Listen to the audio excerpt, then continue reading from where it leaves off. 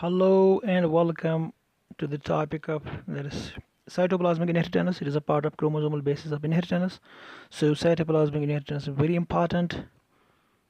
So let's take this topic that is cytoplasmic inheritance. Let me start. We have what's called a cytoplasmic inheritance. Okay. Now this is topic. So, cytoplasmic inheritance or non-chromosomal extranuclear inheritance given by Quarens in year that's 99. In fact, if we write here, or it's called non-chromosomal or extranuclear inheritance given by extranuclear is also it's called extranuclear because it's not found in nucleus outside nucleus. So this is what's given by Quarens. Okay, in year 1909. Now it is a passage of traits from parents to offsprings through structures present inside the cytoplasm of contributing gametes. That's very important. The genes or factors controlling cytoplasmic inheritance are called plasma genes or extranuclear genes. Okay, so we can write that these two parents, when crossed, will get gene from nucleus. So, but these genes are from extranuclear. They are collectively called plasmon. So, these plasma genes basically are found in cytoplasm. They are not found in nucleus. So, they are extranuclear genes. Plasma genes, they are collectively called plasmon. Now, plasma genes occur in plastids, mitochondria, plasmids, and some special particles called a kappa particle, sigma particle, etc. Suppose this is sperm, egg. From the sperm side, this will not contribute anything, but plasma is mostly present in egg. It will contribute. So definitely, it is kind of a female inheritance which is going to pass it. So this is very important. In higher organisms, cytoplasmic inheritance is also called maternal inheritance because the zygote receives most of its cytoplasm from the ovum. Therefore, cytoplasmic inheritance is usually uniparental. Reciprocal crosses do not yield the same results. Maternal inheritance differs from the predetermination and neuromodification. Now we have maternal inheritance. This is what we are discussing. This is maternal inheritance. We have predetermination and neuromodification. So these are plasma genes, in fact. So predetermination is the effect of mother genes on the characters of offspring through the cytoplasm of egg without involving plasma genes. And these are extra nuclear genes, plasma genes, present here. And we had a number of terms for this. Now, this is collectively called plasmon. Now, they occur in fact in different organelles. This plasmon, so consisting of every kind of a gene present outside nucleus, is collectively called plasmon. Now if we take it further, as I said, the predetermination and neuromodification, but let us complete the first. So it is in mitochondria, it is in plastid, it is present in plasmid, finally kappa particle, sigma particle. And that's where we are going to study, because plasmid is a extranuclear thing which I studied. We have then kappa particles, then we have sigma particles. These are two particles.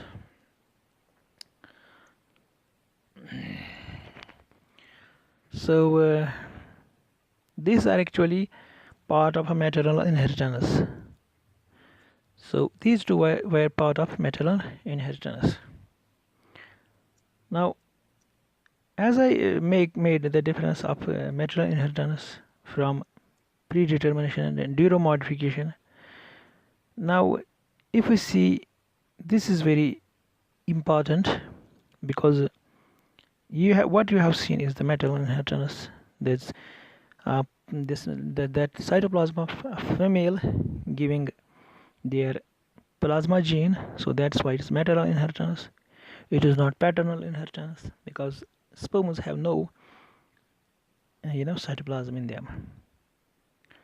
Now, as I said, predetermination and neuromodification, two terms. Now, neuromodification is a phenotypic change caused by chemicals and other environmental factors which persist for a few generations, being transmitted through egg cytoplasm. Now, those two are very important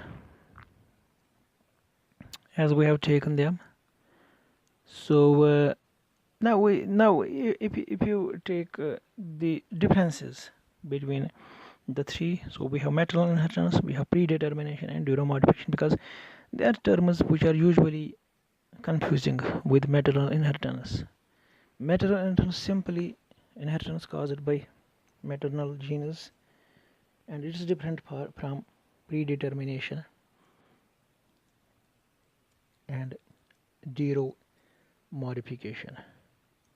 So predetermination is the effect of mother genes on the character of offspring through cytoplasm without involving plasma genes. So predetermination is basically the effect of mother's genes, that is nuclear genes, not plasma genes.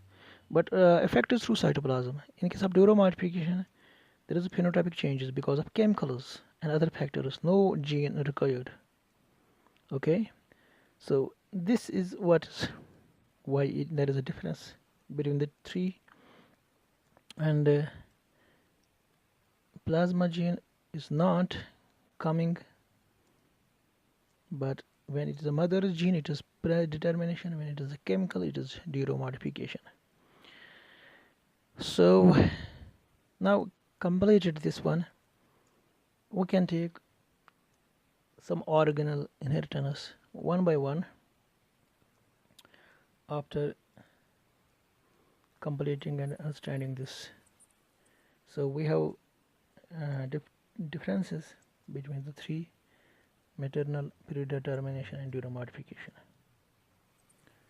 Now if we take these one by one, we will find there is a huge difference between three, but we are concerned with cytoplasmic inheritance or maternal inheritance or plasma gene based inheritance or plasmon inheritance. Now let's take mitochondrial inheritance.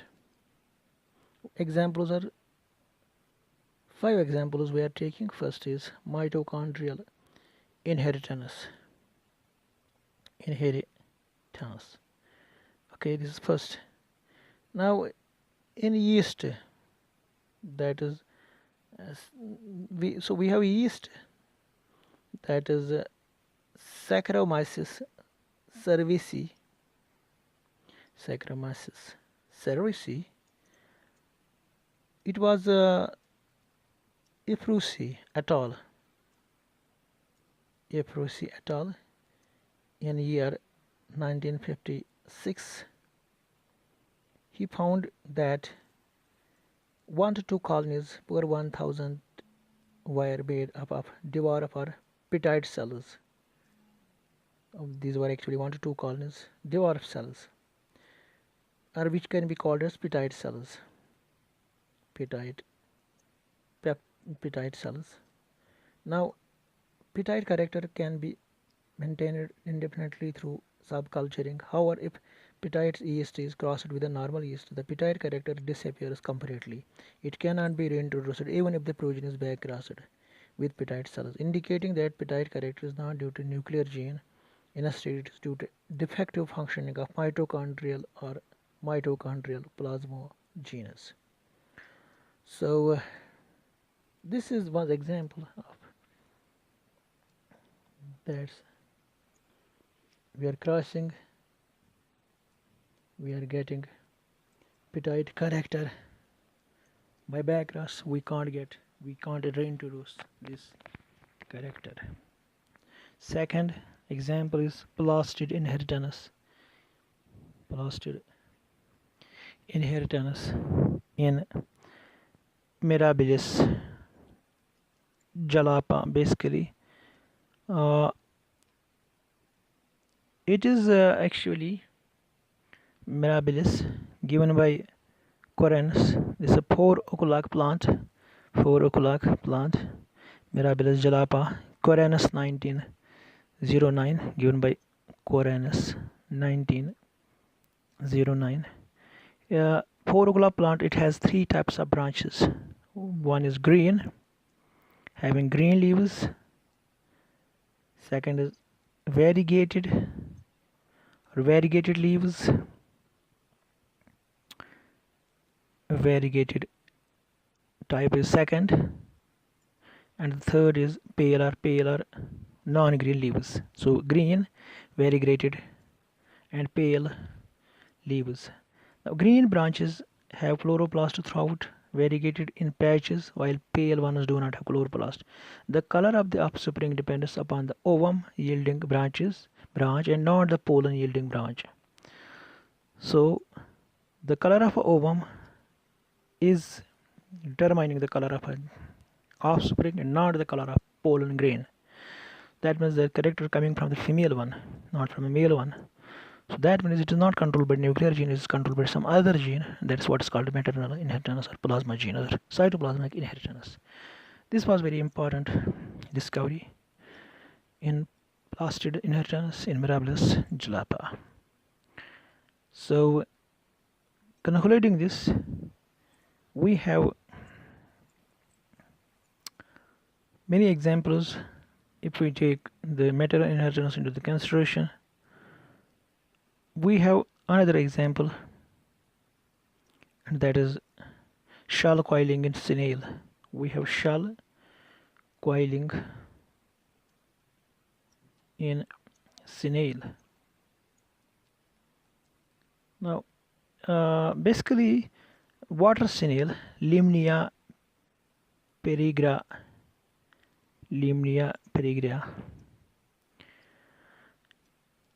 It has 2 types of shell coiling.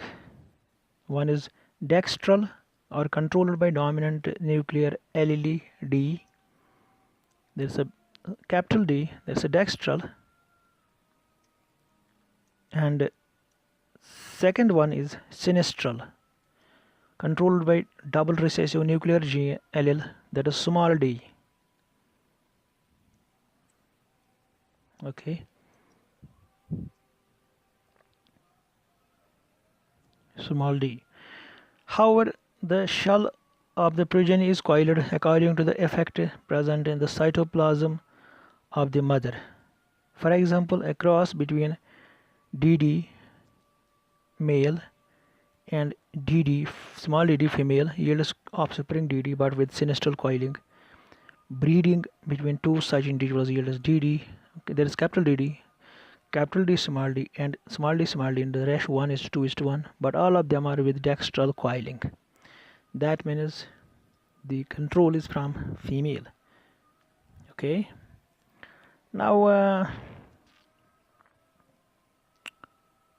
this is what is shell coiling in snail,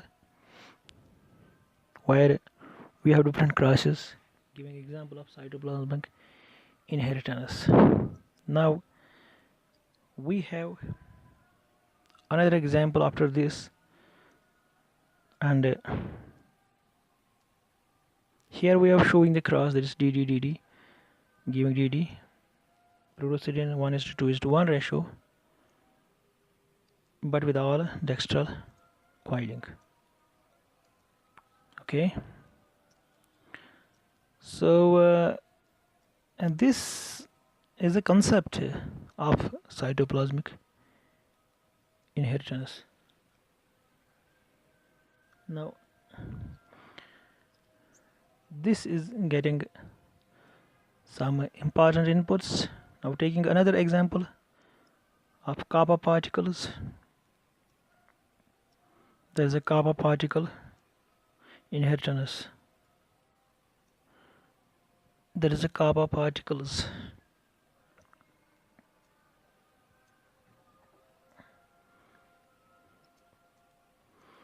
Now in kappa particles, Sony boron has given them in 1943.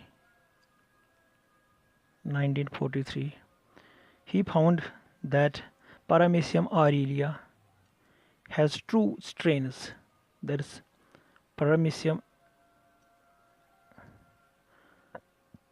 aurelia has three strains, has actually two strains. That is killer strain and sensitive strain. The killer strain contains self-duplicating kappa particle, which when present in the strength minimum 400, okay, secret paramecium capable of killing sensitive strain. Now, presence of a kappa particle is genetically controlled by a dominant gene K present in macronucleus. So it's a present in macronucleus because it produces paramecium. It kills sensitive strain. Now sensitive strain gets killed accordingly. So it is present basically as a part of K. It's present in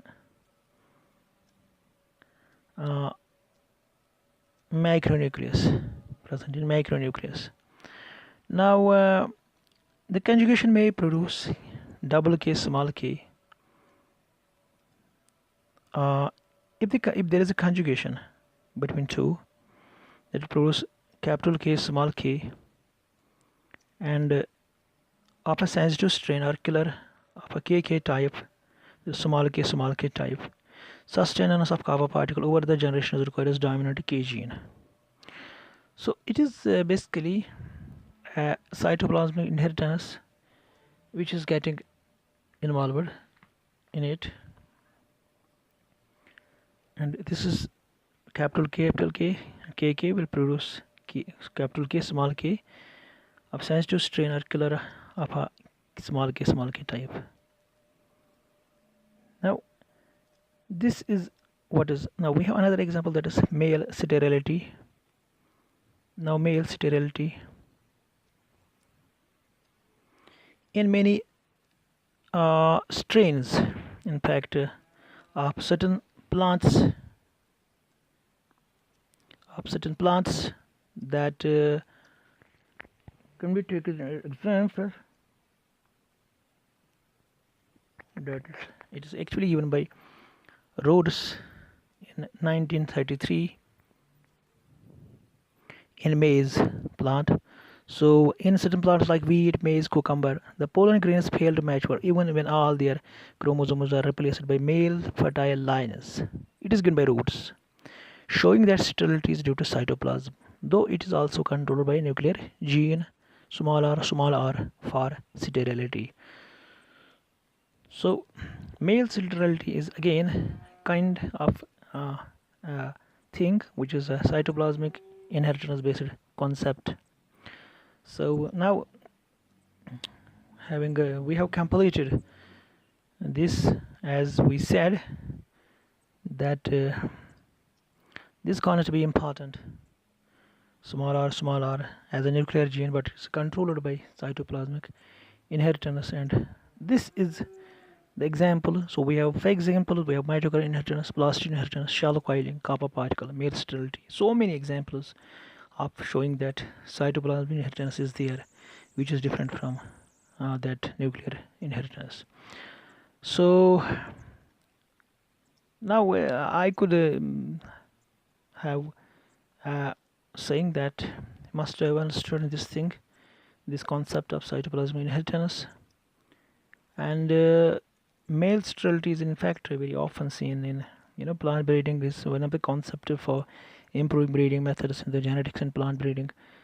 But here we are dealing with cytoplasmic inheritance, the topic which is of important nature. We have completed the topic, and I hope you must have understood this topic. Now we'll meet in another with another video. Till then, take care, goodbye, and thank you for watching.